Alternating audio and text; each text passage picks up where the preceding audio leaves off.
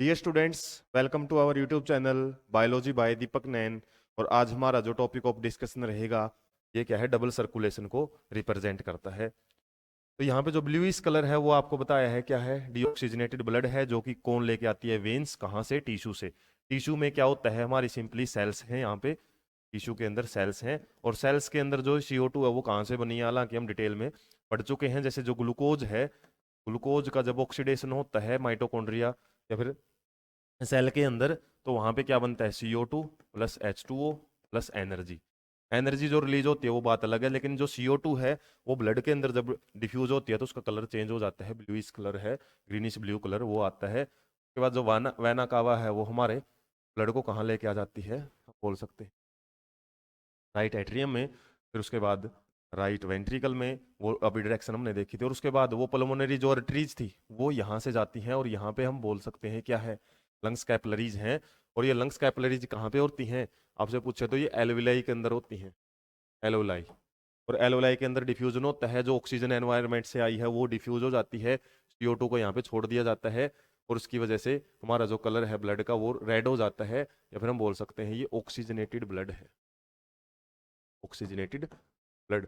अब इस oxygenated blood को जो पल्मोनरी वेन्स हैं वो लेके आती हैं कहाँ पे, हमारे लेफ्ट एट्रियम में, लेफ्ट एट्रियम से लेफ्ट वेंट्रिकल में, लेफ्ट वेंट्रिकल से फिर क्या होएगा, वो ओर्टा के जरिए डिफरेंट बॉडी पार्ट्स में भेज दिया जाता है। तो ये डिफरेंट बॉडी पार्ट्स को शो कर रहा है, ये मत समझना कि हमारी बॉडी में भी केवल एक ऐसी स्ट्रक्चर है जहाँ पे CO2 बनती है। हर एक हिस्से में, टिप में भी ऐसा ही नेटवर्क होता है कैपिलरीज का। और टिप में केवल एक नेटवर्क नहीं है, बहुत सारा नेटवर्क है, और ऐसे ही हमारी बॉडी के हर एक हिस्से में ऐसे नेटवर्क हैं। तो ऐसे पूरा जाल फैला हुआ है हमारी बॉडी के अंदर वेन्स का। तो ये तो एक स्कीमेटिक डायग्राम है। कई बच्चे इसी से कंफ्यूज होते हैं कि ये क्या लंग्स का डायग्राम है। ये लंग्स का डायग्राम नहीं है, लंग्स के अंदर जितनी भी एलोलाई है ना, उसका डायग्राम है। वहां पे डिफ्यूजन होता है, उसका एक स्कीमेटिक रिप्रेजेंटेशन है, इसने बोला भी है। बस इसको एक हम मान सकते हैं कि इस तरीके से वहां पे हर एक जगह पे ऐसे ही क्या होता है, डिफ्यूजन होता है। तो यहाँ पे एक्सटर्नल ब्रीदिंग होती है, हम बोल सकते हैं।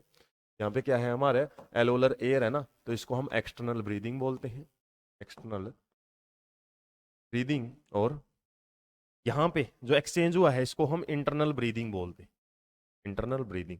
और ब्रीदिंग क्या होता है, सिंपली एक्सचेंज ऑफ गैसेज।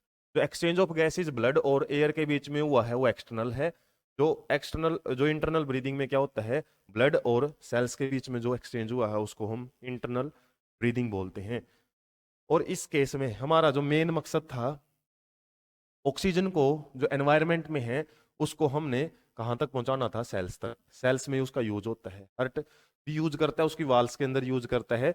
लेकिन मेनली हर्ट का मेन मकसद क्या है, जो ऑक्सीजन यहाँ पे है ना, उसको सर्कुलेशन की बात करें हम मेनली, तो उसमें क्या करता है, सेल्स तक पहुंचाने का काम करता है। और उसके बाद सेल से वापस CO2 को एनवायरनमेंट में छोड़ने का काम होता है।